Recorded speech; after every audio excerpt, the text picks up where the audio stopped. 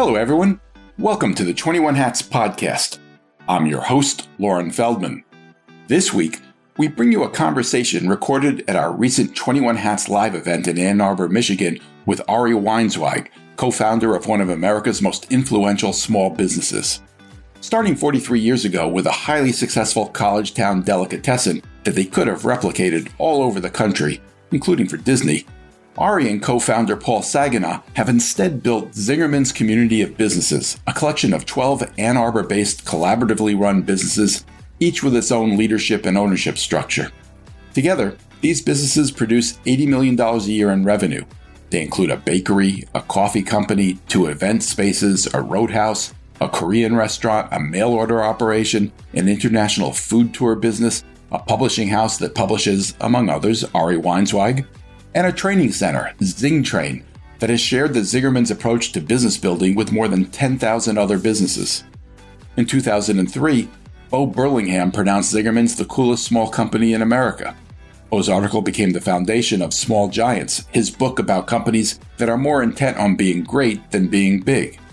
The last thing we did at 21 Hats Live was to sit down with Ari to talk about that philosophy. In his passionate responses to our many questions, responses I should note that include a few F-bombs, Ari explains how the Zingerman's team decides whether to start a new business, how he and Paul made and remade an especially difficult decision about expanding, how he and Paul have managed to sustain their partnership for more than 4 decades, how they chose a succession plan, how they know if they're charging enough, why for many years Ari's mother continued to believe he was a failure, and a whole lot more. Even in good times, owning and running a business can be a lonely pursuit. Our hope is that these weekly conversations will let owners know they are not alone in facing challenges. In fact, that's the whole idea behind the 21 Hats community, engaging with other owners to get the kinds of insights only another owner can offer. If you're interested in learning more, step 1 is to sign up for a free trial of the Morning Report, which highlights the most important news of the day for business owners, so you don't have to go looking for it. Step 2 is to get on our Slack channel, where you can ask questions, get vendor recommendations, and tap the wisdom of a very impressive crowd. Just search the 21 Hats Morning Report to sign up for a free trial. This podcast episode is titled, Mom, I Am Not Taking the LSAT.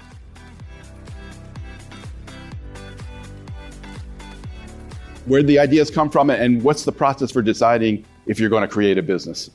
Well, it's evolved as we do more. We're not McDonald's, so we don't open 20 a month where it's literally the same. But we have a path to partnership that's imperfect, but basically gets adapted every time something goes wrong, and then somebody tries to, improve the process to preclude that from happening. But the businesses are the idea of the prospective partner.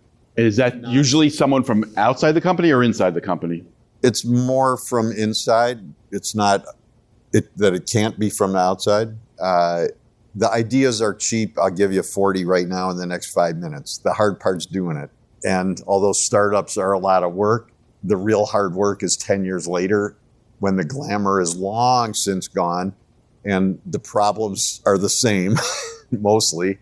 And so it's who's going to keep working to make the croissant better 25, 30 years later, not how do you get open? And when it's somebody else's idea, in our experience, it doesn't last that long because they're excited for a year or two and then they get a good deal to move to Phoenix or move to Australia or whatever, and then they're gone. And then I'm here doing the work, and I didn't want more work. So when it's their idea, there's a lot more energy around it. So like where you're standing right now is because of Maggie's passion for training. And that's why it is where it is. Now, it doesn't mean the rest of the organization hasn't been part, or me and Paul haven't been, or whoever haven't been part of it. But it's really because of her love for training and deep desire to make it happen. But if somebody comes to you with an idea, you put them through the process, you agree to do it. Yeah. Do they get an equity stake? They have an equity stake. Like if we were to open a Polish restaurant and we go, Lauren, you're a really good sous chef. We want to promote you to be the key manager of this, and you'll get a bonus on profit. If you're good, somebody else is going to offer, it's easy to offer a lot of money to recruit. Whether it's sustainable or not is a different question, just like in baseball or basketball where they pay a shitload of money and then they're freaking out 2 years later that they overpaid. So some hotel group's going to open and they go, Jay, man, you're awesome. We're going to triple your pay to come out here and we're going to pay for your family to move and buy you a house. And, 2 years later, the place is closed. But meanwhile, that doesn't help us. So yes, the point was they have equity, and more than the financial equity is the emotional equity. I mean, the financial equity matters, but it's not enough. Have you started businesses that failed? Yeah. We had a produce market many years ago that didn't work out. Did you have a brew pub or? No. There was. Not that I remember. No. Was it really just one then, or that's a remarkable record? You have 12 businesses, and only one failed? Yeah. I mean, I guess I don't really, those are like the macro failings that get in the news. I'm far more focused on the small failings that are happening right now while we're sitting here.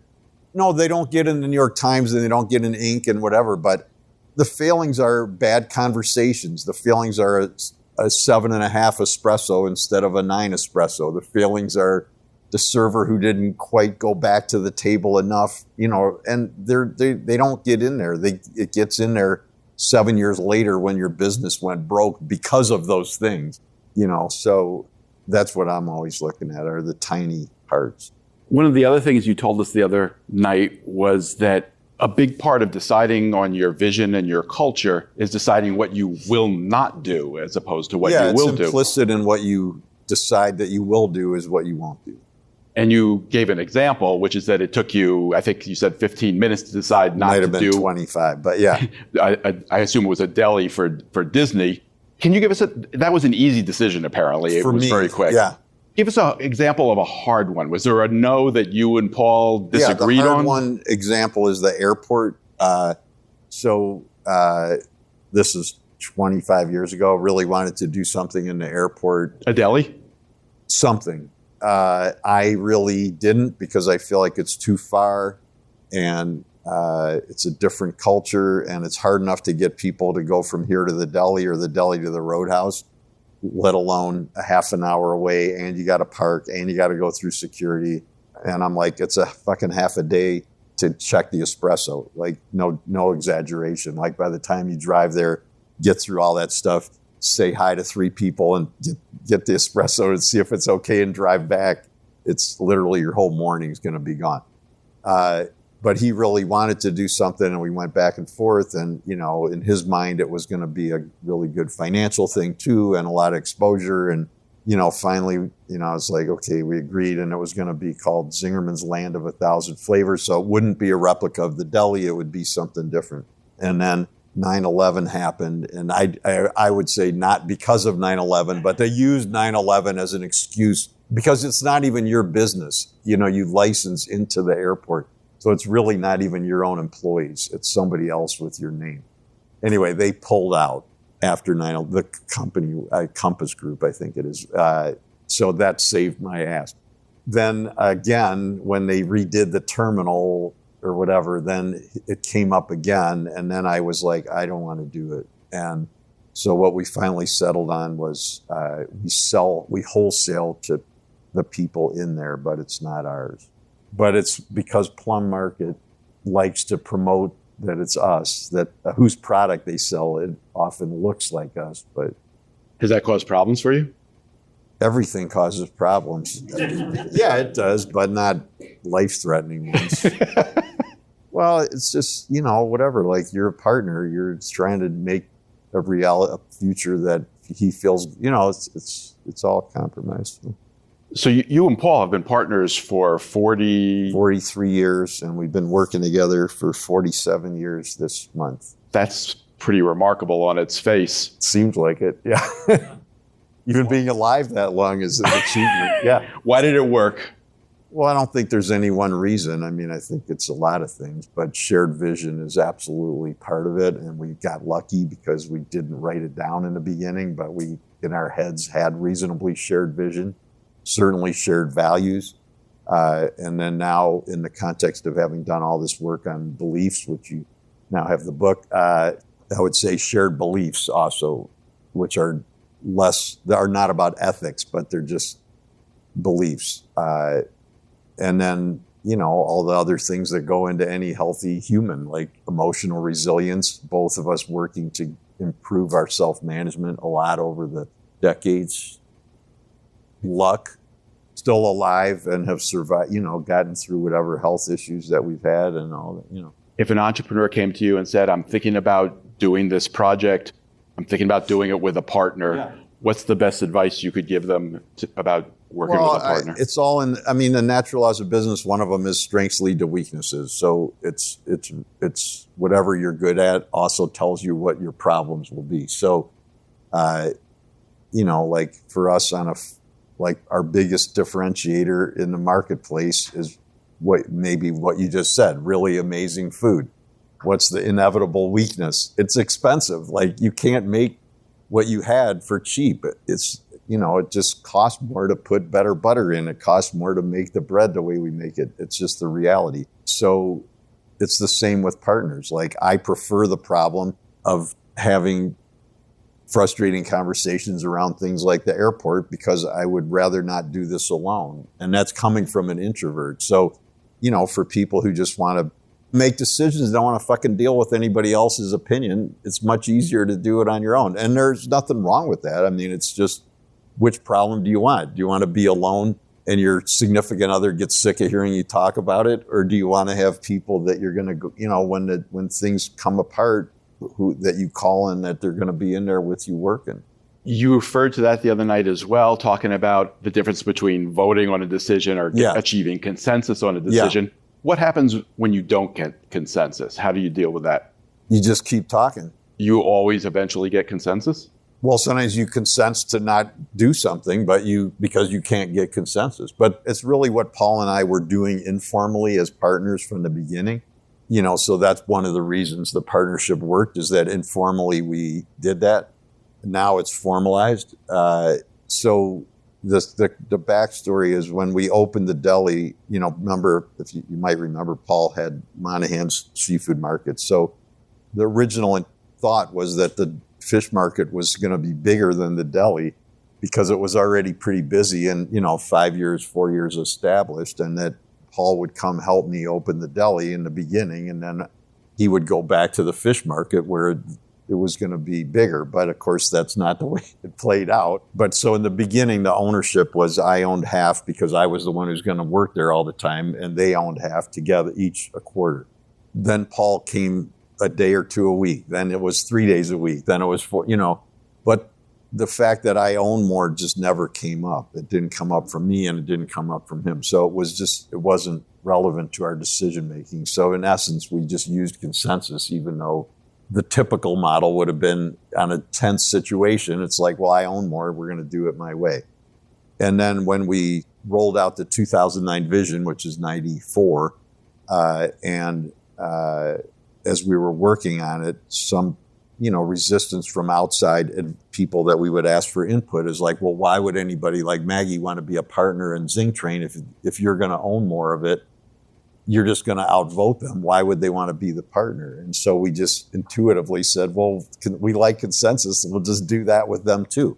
So we still use consensus at the partner level. So if it's, at the Roadhouse, it's me and Lisa and Paul, let's say, it's, as Maggie always says, it's implicit consensus. So it's not like Zing Train calls every time they want to change the color of the name tag. But as she would always, I like the way she described it, which is, if in her gut, she goes, I feel like Paul and I aren't going to like this. They better pick up the phone, which I think is accurate. So anyway, we did that. And then the other, I think, really, really big thing that we did sort of on instinct, but in hindsight, it's one of the best things we ever did, is that it wasn't just consensus between the managing partner of that business and me and Paul, but from the rollout of that Vision 94, the whole group was charged to run the organization by consensus. And that the charge was, when you make a decision in that group, you always need to make it wearing the hat of what's best for the whole, not representing your own business.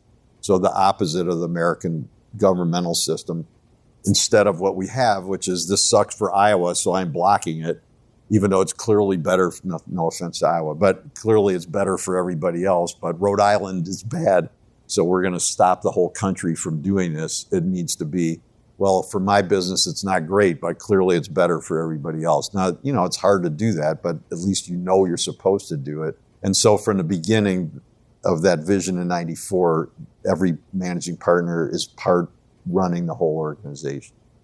Can you explain as briefly as possible what an employee ownership trust is, why you chose it? Yeah.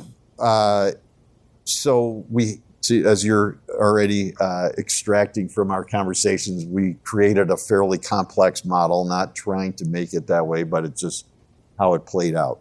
So we had, from the beginning, we had buyout insurance on each other, fairly common. So like if I would die, then if I remember right, then he gets the benefit and then he's obligated to buy out my heirs because we didn't want to end up working with each other's heirs, which was fine. And then, 15 years ago, he goes, well, what happens when the second one dies? I'm like, I don't know. We got the insurance, like it pays out the heirs. But he goes, who owns the shares? I'm like, I don't know. Anyway, it was I couldn't even really understand what he was saying, but it was an obviously good question, which is, we're both dead. Who owns the business? And so there were managing partners in each business already, but there was the intellectual property, the brand that we owned alone. And so that started, 15 years of conversations, which we're 90% done with. So it went all over the place. And, me for sure, and really him too, like I've never been driven to have this giant inheritance. And you could say it's because I don't have kids, but it's also, I don't believe, like I want to leave Tammy some money, but I'm not, like I socially, I think that a big problem with wealth gap is not the person who worked their butt off and made it. It's the next and the next and the next, and 20 generations down the road where they didn't do the work, because the people who did the work are like you. They got a work ethic. No offense. There's some kids that bust their ass, but then you get a kid who, inherited $6 billion and never did anything. So anyway, I wasn't trying to max it out. And then also every company that I've looked at that sells, almost every company that I look at that sells, it all, of my friends, it goes down the tubes. They get a lot of money. Most of them become unhappy because they don't know what to do, and they spend the rest of their life in existential wanderings. And then the company starts with, this is awesome, we share all your values. And maybe the CEO at the time did, but then they get an offer to move to Australia, and then they're gone, and the next CEO's like, why are we wasting all this money on Zingerman's? It's barely profitable. Screw this shit. Get rid of all these products. So I didn't like that. Anyway, the long story short, about 5-6 years ago, I was reading E.F. Schumacher's book, Small is Beautiful, which was written in, I think, 1973, but for some reason I didn't read it till 5 years ago. And it's an awesome book. But anyway, in there, it's only like 3 pages of the book, but he tells the story of the Scott Bader Commonwealth in England. And Scott Bader was an immigrant from Switzerland to the UK right after World War I, got a job as an hourly worker. Didn't really like being an hourly worker. I don't blame him. And started his own business, I think in the chemical industry, and did very well. And they built it up. And then like in the early 50s, so like 30 years after he started it, he converted it into what they call a commonwealth, what here we would call a perpetual purpose trust. So basically he gifted the company to itself so it could never be sold. The employees get the profit from it, but they don't really own it. And then if it is sold for whatever catastrophic reasons, I'm trying to go from memory, but like 3/4 of the proceeds from the sale would go to charity so that they weren't incented to sell it the second time. So when I read that, I'm like, this is what I'm looking for, because we spent all these years making Zingerman's into this integral piece of the community. The last thing I need is, Kroger buys it and then it's all over the country and it's nothing, So anyway, then everybody said that was ridiculous and it would never work, which is the same story we've heard on everything meaningful we've ever done. Then 5 years later, we have one. And I believe it will become a bigger and bigger succession path. It's not for everybody, so there's no judgment. But in a nutshell, it's me and Paul gifting the brand to itself so it can never be sold. Our construct is a little different than other people's because of the complexity of what we have, but it can never be sold. And then each year we pass more and more ownership share in that to our employees that own a share, so that by our 2032 vision, half of the brand will be owned by the staff. Half of the brand, meaning they own the intellectual property, or correct, not the actual business? Well, they're all separate entities, but like Zingtrain can't be Zingtrain unless the brand lets it be Zingtrain. So there's quite a bit of... But in theory, the ownership structure of one of your businesses could make a decision to sell the business, but would have to do it without the trademark or the intellectual property? Well, right now they can't, because me and Paul own part of it, and the last piece is who owns that last little part, and we're working on that. Are you happy with the way it's gone so far? I know it's early. Very happy. But so I started to look at succession in three broad categories. Like I like the framework. It doesn't tell you what to do. It gives you guidance on ways to think about it. So I started to look at succession, which in 1982, I didn't imagine living past 30. I wasn't that worried about succession. It wasn't high on my list of concerns, but clearly it's a good problem. Here we are. So in no particular order, there's governance succession, there's cultural succession, and then there's financial/legal succession. That's what Paul was asking me about 15 years ago. Here, because we have 30 years of governance that works by consensus of our partners group, it's well ensconced in the organization. Everybody's used to it. We know how to make it work. We didn't have that problem.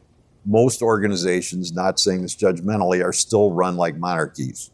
And most people of my friends, they're benevolent monarchs, so they super care about the subject, but it's still most of the decisions run through the king and queen, or the queen and king. Well, it's true. It's not a judgment. It's just the reality. Here we weren't doing that, so we are far from perfect, but we created a more democratic way of working that was more inclusive. So governance wasn't a big issue.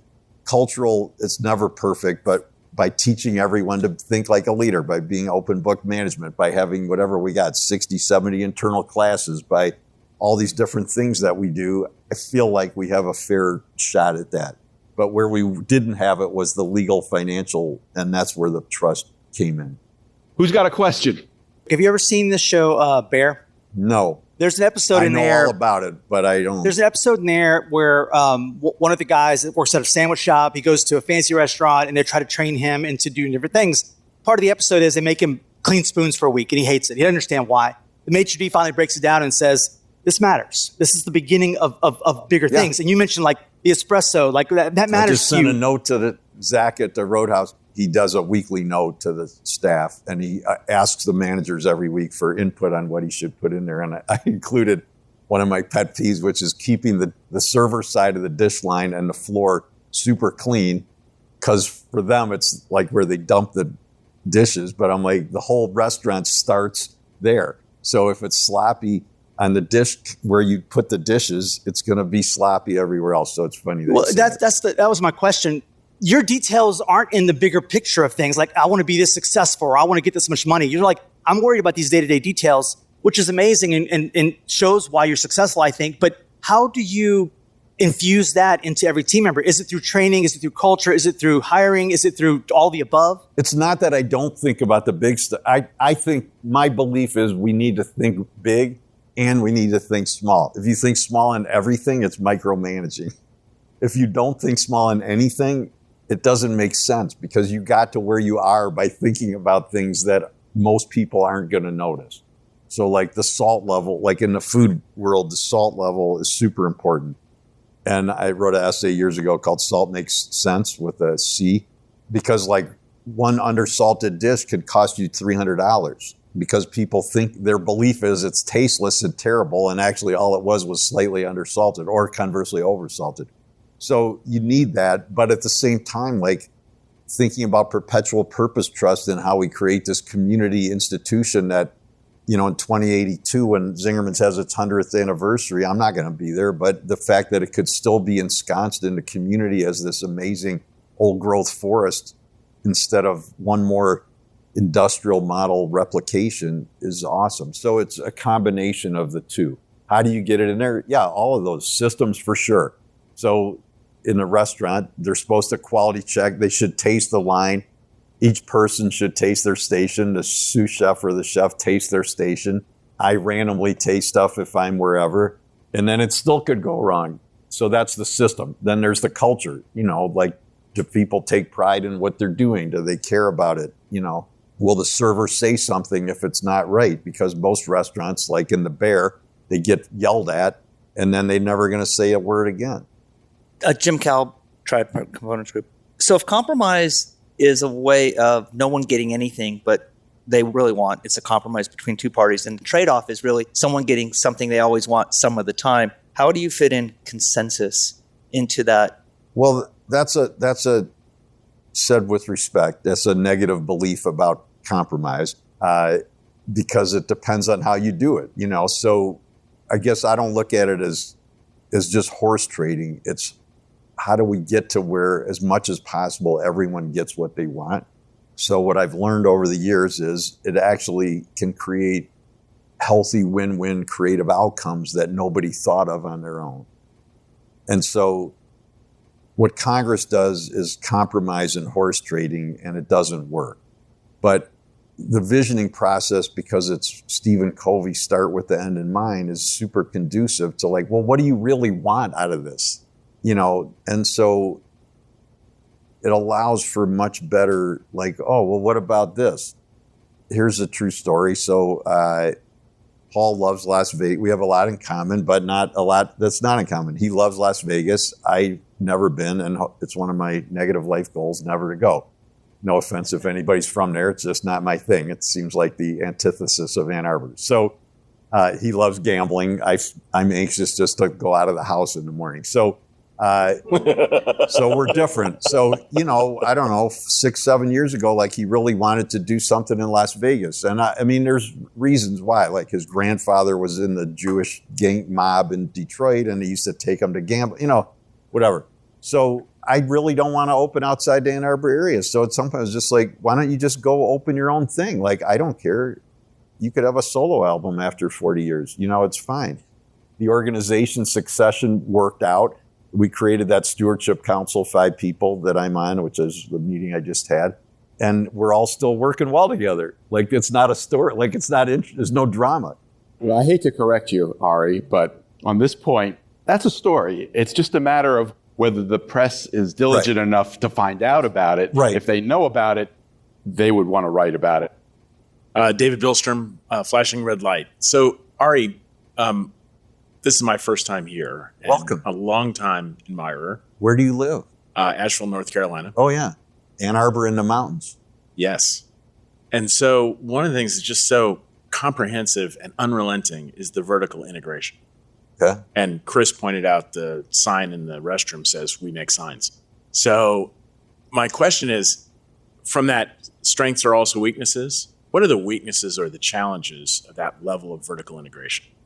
What's vertical integration mean? That we make different things at different levels? Like that we make bread and then we sell bread sandwiches? You make the card, you make the badge, you make the sign, you make the food. Oh, no wonder I'm confused. Okay. Well, there's no right answers. I mean, it's your vision tells you what you care about.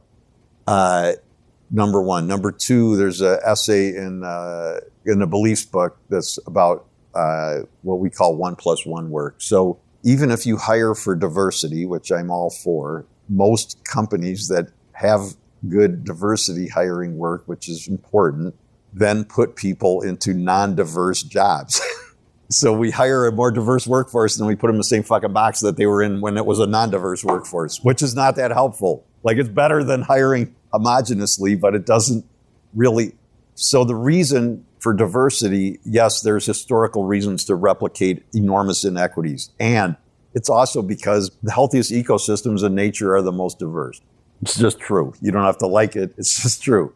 We have an ecosystem in our head too. So the industrial model was created on getting rid of as much as possible and simplifying everything, which isn't inherently evil, but the weakness is it's boring as shit. Like, who wants to put a ratchet, a screw for 40 years? Like, just the thought of, now if you try to train everybody on everything, that won't work either. But having people doing more than one thing creates a chance to tap the diverse skill set in their brain and give them different things. So I'm not saying making that sign alone is that answer. But like Mara from Zing Train, who's out there, also runs a food tour.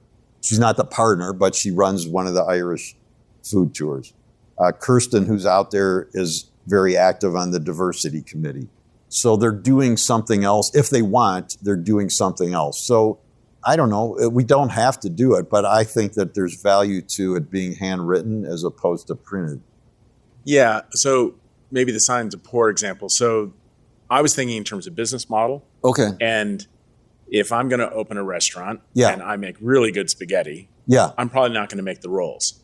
Right. I'm going to outsource that to Right. someone who's really great at making rolls. Right. But this is clearly the opposite of that. This No, is, it let's is have a that. bake. It's just doing that within the organization. So the deli doesn't make the roll. The Roadhouse doesn't make the roll. Bakehouse does. Yeah. Yeah. That was exactly the point. And so is there a weakness to that?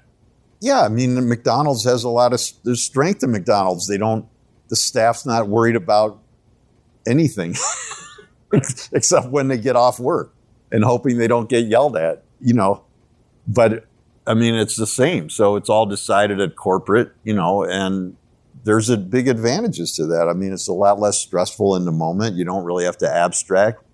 Mars Chapman, Casey's New Orleans Snowballs, Austin, Texas. Do they have a Austin Snowballs in New Orleans?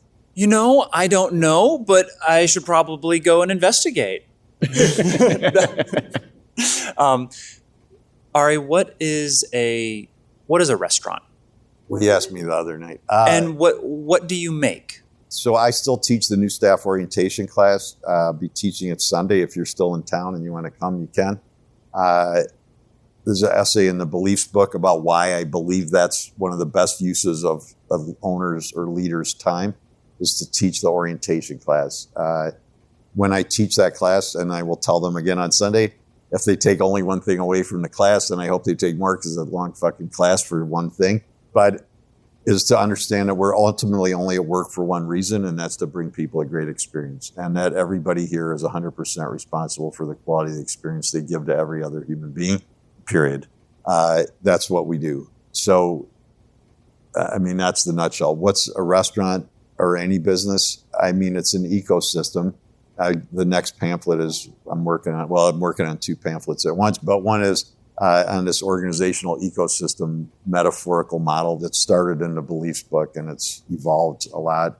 So it's an ecosystem. Do you want to have a healthy ecosystem, or do you want to have an ecosystem that's somebody's strip mined and they got a lot of wealth out of it, but they left a mess behind? Or do you want to have a healthy ecosystem where all the parts of it are healthy? It creates beauty. It enhances the day of the person even who drives by the garden because they get beauty even though they didn't even go in, So it's all of that. Does that help? Jay Goltz, Artist's Frame Service, Jason Home, and You look Bella familiar. Molding. You have partners in all these different things. And I don't have a partner, not because I want to make all the decisions, because I absolutely use very much the same thing you do. But I don't want to get stuck. I realize, oh my God, I'm stuck with this person. What have you done with? You and I've had this conversation. Yeah, before. What have you done with people who you did a partnership with and you realize, yikes, they're over their head or they're the wrong person and now they're your partner? How much has that happened, and how do you unwind that, and how much damage does it do? It's hard. It's happened. I don't know how many times. I mean, less than 10, more than 2. It's hard. I mean, but that's where the practice of learning to work with consensus and have conversations is super helpful, because you learn how to, as Paul always says, learn how to disagree without being disagreeable. And it's just trying to keep coming back to the table until we can figure out, why is it not working, and what does the other person really want? And often there's ways to get them what they want that isn't necessarily ideally what we wanted, but legally, if you got to the point where you realize they need to move on, how legally? I mean, well, you got to get them to agree, but that's what consensus is anyway. So in a confrontational hierarchical setting, it's very problematic because they're used to this. And now they're like, well, I have this, so you can't, and, everybody has those feelings, I think. But here, it's just try to keep coming back to the table with humility. Try to keep figuring it out. No lawsuits in all these? No. Okay, good for you. So far. No, good for you. That's a good. As of 11 this morning. No, So you're able to achieve a consensus where the person that you're referring to agrees it's time for them to leave. Yeah, I mean, there's partnership agreements and all that, but and I know you could sue me right now because the cup is too big, or I don't, or because you have no urinal in the bathroom. Well, you might. Yeah, that wasn't my idea, but I just wanted to hear you say that. Thank you. It's not a bad thing. It's just this is what women got to deal with every fucking day. It's when you have a business that's 90% women, and they're like, "Why do you need a urinal?" And it's it's good humility learning, and you don't really need one. You don't really need one.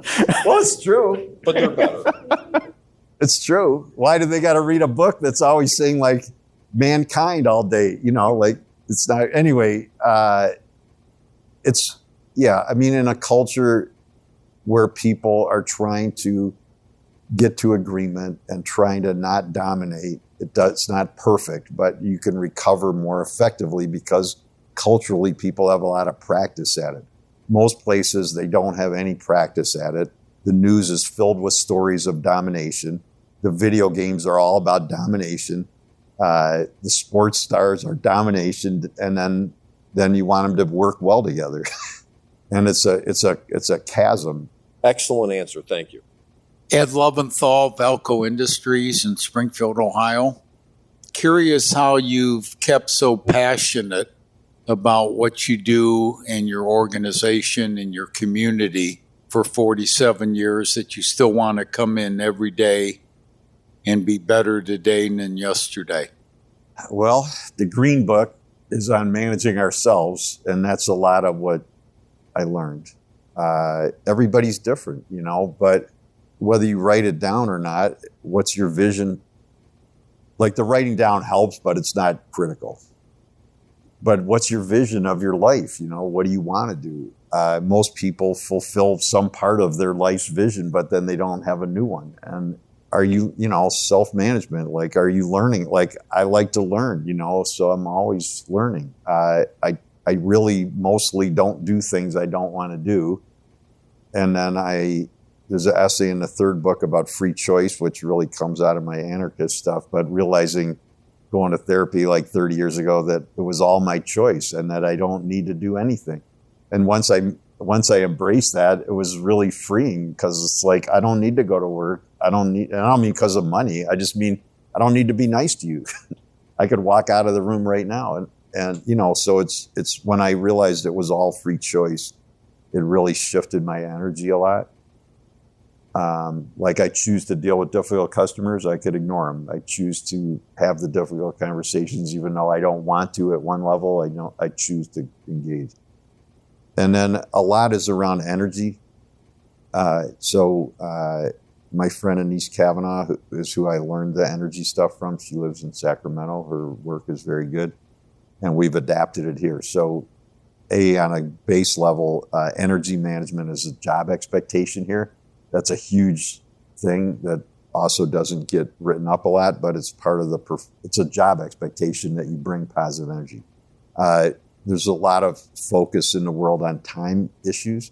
And I did write an essay on time management that's in the Managing Ourselves book, which for some people works a lot. But what they don't talk about is energy management. So they're trying to spend less time at work, but it's like, that's not the issue. The issue is what energy do you get from what you're doing? So I have this vivid memory of this many years ago now, 4th of July, we're open. Like I live with a farmer. We have dogs. I'm not religious. I'm an introvert. I don't care what day it is. I try to treat them all well. I don't want to go to a 4th of July picnic. I'd rather bust tables. So anyway, so I was at work, but I'm at work on a nice day like today. I'm sitting outside of one of those tables. I got a good pot of first flush Darjeeling tea, which is awesome.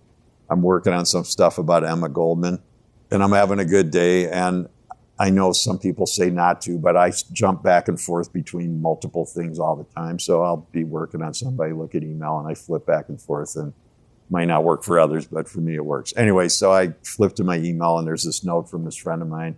How's it going? And I said, it's going good. And she goes, where are you? And I'm like, I'm at work, da-da-da. And I'm like, where are you? She goes, I'm at my in-laws. We've been here all weekend.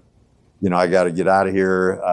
We're about to get in the car with the 2 little kids and drive 6 hours. I'm like, wow, sounds fucking fantastic. So by the world standards, she's got the weekend off. And I'm like, okay, but I'm calm and learning at work, sitting in the sun, drinking really good tea, learning something, working on something I care about. And she's sitting at her in-laws trying to self-manage around that and about to get in the car with a 3-year-old and a 6-year-old for 5 hours. I'm like, I don't know. I'd rather be at work. So I'm not saying that's right for everybody, but for me, it's good. And so I try to manage my life so that I have very few energy drains, and almost everything I do increases my energy. So if you look at it like that, it's regenerative. So I've been tired for decades. It just stopped bothering me. So I self-manage to raise my energy all the time so that I leave with more energy than I went in. Does that help? Yeah, thank you. Sarah Siegel, Siegel Communications, San Francisco, California. I like asking simple questions that are open-ended, that are open to your interpretation. It's a very good interview technique. I used to be a reporter. So my first question is, what do you regret in your career so far? And let's do one at a time because it'll be easier. I don't know. I try not to regret much. It's done is done. And I come from a worrying family, but it's super unhelpful. And it is what it is. I just try not to, it's over. Any missed opportunities? Oh, a million. I mean, I'm probably missing 20 by sitting here right now. Yeah, every time I'm here, I'm not reading a book and learning something. I mean, every time I go running, I'm not, checking the salt level. I mean, we're always missing stuff, but when it's free choice, then it's like I did the best I could. And I mean, other than the obvious, I picked what pants to wear today or whatever, but really don't make decisions here alone. So, in the moment, you might need to deal with a customer situation like Nathan was talking about at the Roadhouse the other night. But beyond that, it's all collaborative. So, when we have something that didn't go well, it wasn't just me alone. So it was 5 of us or 3 of us or 12 of us that arrived at that decision. And if it was the wrong one, I'm responsible, but it's not like I'm going to, it is what it is. So I try to train myself out of it. And the second question is a question I asked my table at dinner last night. And it's, are you successful? Do you consider yourself successful? And if you do, when did you decide that? I don't consider myself successful. It's the opening of the chapbook, which if you grab it, I could read it for you. But we grab one of those little orange chapbooks. They're outside on the bookshelf. And I'll just read you the line because it'll just tell you the whole thing. I don't really like success. So in the hierarchical model, success makes sense. In an ecosystem model, it doesn't make any sense. Is a forest a success? No, it's healthy. But there's failure in a healthy forest every 5 seconds. There's plants dying, there's birds fall out of the nest, baby birds, and die. I mean, there's always, trees are dying. So it's always happening at the same time. And I think that's true in life. So whatever I've done, it's a little tiny thing. Sorry. I wasn't specific enough. Those are good too, though. Nice job. My mother considered me a failure for many years because I wasn't a lawyer, because I was wasting my education. I mean, every year my mother used to say, this is how hard it is to be who you are, right? So here's me, anarchistic, every year. I don't know when you take the LSAT, but my mother, I think in August or something, my mother would say, why don't you just take the LSAT this year? This is after we opened the deli, and I'd go, well, not this year, Mom. And she's like, well, just take it in case you want to go. And I go, I don't know, not now. So finally, I swear this is true. We were 10 years in business. We've been in the fucking New York Times, Gourmet, blah, blah. We have 150 employees. We're doing $5 million. And my mother goes, why don't you take the LSAT? And I just feel like you're wasting your education. I'm like, Mom, if we have 150 employees, I am not taking the LSAT. So that's other people's judgment of you, and this goes with whatever, goes around sexual preference. Like you're a failure because you like men or you like women. You're a failure because you didn't make enough money. You're a failure because you didn't do X, Y, and Z. And it's judged on external, like I don't really care about awards. Like it's nice for PR for the company, but I'm not any better or worse the day before we get it or we didn't get it. Like GA was I've lost track, finalist, quarterfinal, for James Beard. Like the restaurant's no fucking better if she got the award or no worse if she didn't get the award. And I've been to plenty of them that get awards and they're not that good, so it's really not connected. Anyway, I'll just read you. What is this a response to? This was am I a success? Just a good answer for your question. Every once in a while, it happens. In the middle of a conversation about the struggles of leadership or the challenges of running a small business, a curious person will shift gears and ask me something along the lines of, how does it feel to be such a successful entrepreneur? I usually smile and deflect the compliment with a bit of heartfelt humility. Thank you. You're very kind. Time and mental space allowing, though, I might answer the question in a bit more depth. To be honest, I don't really think of myself as either a success or an entrepreneur. The typical response then is something akin to, really? How do you see yourself? For years, I fumbled around for an answer. Eventually, I realized I could just tell the truth. I feel like a line cook who's doing pretty well. So, not that there's anything wrong with being a line cook.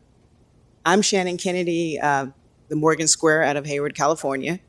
So my question to you is, you've been at this for 47 years? Is that what I've been hearing? Well, 47 years since I started washing dishes, 43 years since we opened. Long enough. So my question to you, given where you are right now, what is a piece of advice that you would give your younger self?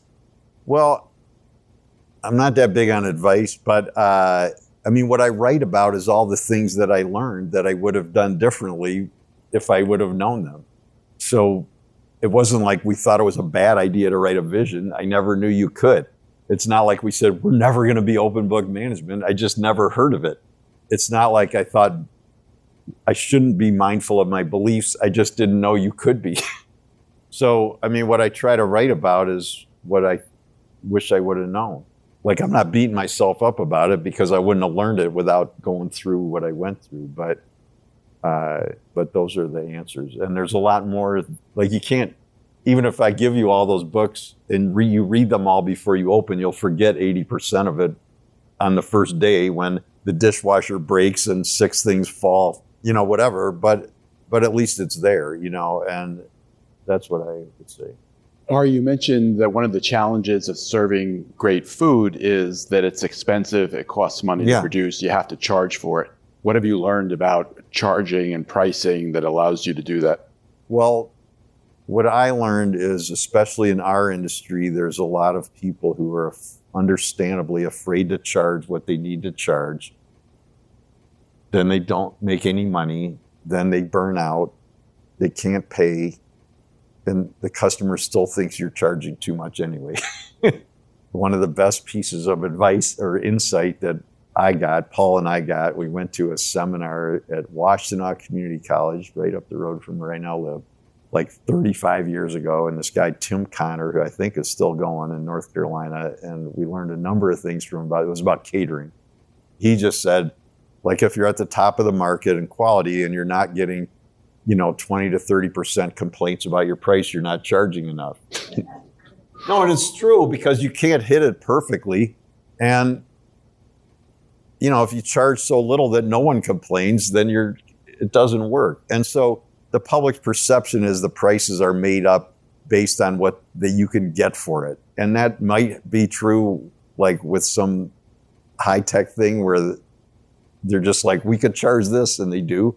But in our industry, those who work in it know it's mostly based on your food cost and what the cost of goods is. And then there's a little bit of flex, but not really that much. So, I heard you with tariff stuff, like, it is what it is, man. If the chocolate goes up $1, we got to charge more. Like, when they say they're going to absorb it, like, dude, you must make a lot more money than we make. And what I learned is, back to your question, if the experience is great, the price is not the main issue. And also, if we're making things that are not available everywhere, then it's also easier. if we're making stuff that everybody else makes at the same quality level, then we shouldn't be charging more. But that's our work, is to keep getting better all the time, to your question, so that we're always improving what we do, not based on complaints. Not that we don't improve based on complaints, but if we're waiting for the complaints, we waited too long. Did you have the biscuits at the Roadhouse the other day? Yes, we did. Okay, good. So they've always been good. So I'll tell you a quick story, and then because this is also about being in business for a long time. So when we opened the Roadhouse in 2003, it was still the norm. Those in the food business will be able to relate to this, that you got free bread on the table, like you got a basket of rolls or you got whatever. And we have a bakery, so which makes awesome bread. So it was only made sense that we would do that. But the industry has changed, So over the years, it became less and less common that you got free bread. And as more and more artisan bakeries were opening, and we were one of the early ones, but as more and more were opening, then people start charging for bread. And then as gluten-free stuff became more an issue, and celiac, then some places don't even have bread anymore. Meanwhile, you sit down, we bring you a basket of bread, and it's not cheap because we're, whatever you said, integrated, and we pay a good price to the bakehouse, like triple what they would pay if they were buying from a mediocre bakery that made dinner rolls. So we're putting down a $3, $4, $5 cost, whatever, $3 cost of bread on your table. Half the people don't eat it. Half the people are like, this is great. I'll have a glass of water and order of fries. And so we're like, but what do we do? Because we have a commitment from the Roadhouse to the bakehouse to support the bakehouse's work. We're already trying to serve higher quality stuff. It's already expensive. You could build it in, but it's a couple bucks more, whatever. What do we do? So we spent a lot of years agonizing over how to start charging, and then that would piss the bakehouse off because it's going to reduce their wholesale sale, because when it's free, you go through a lot. Anyway, we were kind of getting close. Then the pandemic came. It wasn't the number one worry. Then we stopped bringing the bread to the table because we were avoiding contact. So then there was no bread going out unless they asked for it, but it was still free. Anyway, long story short, after many years of trying to figure it out, we finally, 2 years ago this summer, agreed we would switch to charging. And we improved the bread service by going from a standard butter from the distributor, which customers liked, but actually wasn't that great, to butter from Vermont Creamery. That's old cultured butter. So it's how they made butter 150 years ago. You let the cream ripen like yogurt or cheese, way better flavor, local cream to where they are, much higher butter fat, French sea salt, whatever. So of course there's some pushback, but mostly the pushback is from people our age because they're used to free bread. And we did a lot of rollout with the staff and da-da-da. And then every time there would be a complaint, I'll go over there, but I can guarantee you they're my age, right? And they're like, yeah, because nobody under 40, of course you pay for bread, duh. Like, it's like expecting free cocktails, like nobody would expect it. So anyway, now it's ensconced in the way that they serve, and the butter's awesome. But meanwhile, we're still using the regular butter in the production. So then we made the switch to raise the price a little, switch to use the cultured butter with the pancakes, the oatmeal on the table. Then we're like, okay, well, now we really should raise it in the kitchen too, because we're still using commercial butter in the biscuits, which everybody loves and nobody complains about. So 3 weeks ago, after 6 months of working on how to buy direct and not buy through the distributor so we could get it at a better price, we switched into biscuits to make what was already highly valued even better by switching to that butter. So my point is, it came out of internal drive to improve, zero complaints. No one was bothered by how it was. We raised the price because it cost more, but we continue to differentiate ourselves in the marketplace. And what was really, really good before will now become a signature item that people come there just to get. Along those lines, Ari, coming out of the pandemic, which you told us the other night was very tough on your business. And everybody. There was a lot of talk about how the basic restaurant model just doesn't work. The margins are too thin. People don't want to pay what it costs. Those are beliefs. Employees don't get paid. No, they're self-fulfilling beliefs. So we opened when people said nobody would pay for what we were selling. Do you have a better business model, or do you just charge what it takes to make the model work? We just try to charge what it takes to make it work. And I'm like, if people don't want to pay, then we'll go out of business. But I'd rather go out of business charging what we need to charge than go out of business undercharging and never knowing whether they would pay what we need to charge.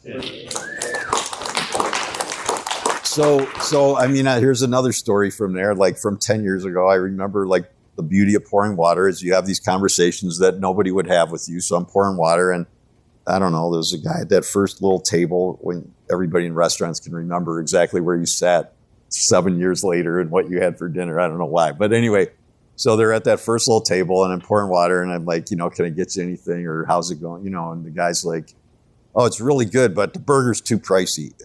Like that, kind of dismissive. And I'm like, I'm sorry. It's just, is it good? He goes, oh, it's awesome. And I was like, well, I feel bad, but that's what it costs for that burger. And he goes, yeah, but it's way too pricey. And I'm like, well, here's how it works. And I kind of knew him. So I was, I'm like, I could get, whatever it was now it's more. But at the time it was like a $16 burger. I'm like, I could get you a $14 burger and it won't be quite as good. And I can get you a $12 burger and it'll be a little less good. And I can get you a $10 burger and it'll be less good still. And I can go all the way down to a $4 burger. He goes, no, I want this burger. I'm like, well, if you want that burger, that's what it costs. And that's what it is. And I'll just, open book helps because the staff understand the numbers. And so if you have staff who don't understand the numbers, they're going with the public and not Lauren, but the press's general perception, which is worse now as people aren't really trained journalists. So they'll write stuff like Zingerman's makes $80 million a year. No, we don't fucking make $80 million a year. We could have lost $8 million last year. You have no idea. Our sales were $80 million. So the public's perception is we're making all this money. And so if the staff doesn't know anything about business, then their perception is we're making all this money. So when the customer goes, how could you charge $20 for that? The staff's like, oh yeah, you're right. It's really, and that's what happens in a lot of places. Well, when they see the numbers, they know what's going on. And $20, we might be losing a little money still, So it changes their whole energy around it. And then over time, it's not like we promote the numbers to the community, but customers' kids work there, And so one time I was pouring water, and this guy who worked there's family, his parents were in, and I'm pouring water, and they're like, how's it going? And they're like, yeah, we heard you guys had a really good week last week. And I'm like, oh no, like the customer knows our numbers. And I'm like, why not? They want us to stay in business. It's healthy. And so changing the whole belief around it, and that people will pay when they have a great experience. And that includes the food, it includes the service and the energy. Ari, I came here this week with very high expectations for a lot of things. And once again, you've exceeded them. Thanks for coming, man. You could have gone out anywhere. And I mean it. You could go anywhere. And it's an honor to have you all here. One thing before you go.